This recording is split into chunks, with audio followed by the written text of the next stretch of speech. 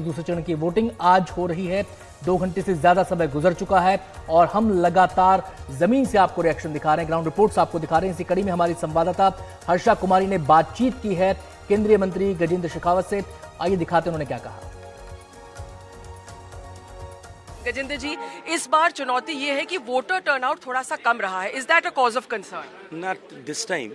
In the first phase of election, the voter turnout was comparatively very low, and it was really a point of concern for all of us. Not only the political party, being a BJP worker, I can say not only for us, but all political parties.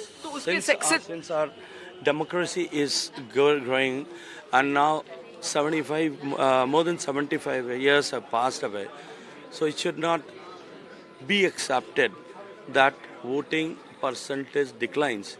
It is a point of concern for the political parties, but also it is a point of concern for the election commission and the system at large, that it should not go down. And I am pretty sure that this time in the second phase of elections, it is going to be comparatively very high. आप लोग ने कुछ corrective measures लिए क्योंकि आपको time मिला है उसके लिए? बिल्कुल लेना ही चाहिए। हमने कार्यकर्ताओं के साथ में इस बात के लिए इंश्योर करने के लिए थर्स्ट किया, प्रयास किया और सभी से आग्रह किया। और मुझे पूरा भरोसा है कि इस बार जहां पिछली बार 55% के आसपास मतदान हुआ था, कहीं उससे भी कम हुआ था, लेकिन इस बार जो है मतदान का प्रतिशत 2019 की तुलना में उतना ही लगभग पहुंचेगा। एक सवाल और है, आपका पिछली बार थंपिंग मार्जिन था, उस टाइम वैभव थे, इस बार करण सिंह उचियाड़ा है। इस बार क्या उम्मीदें हैं आपको?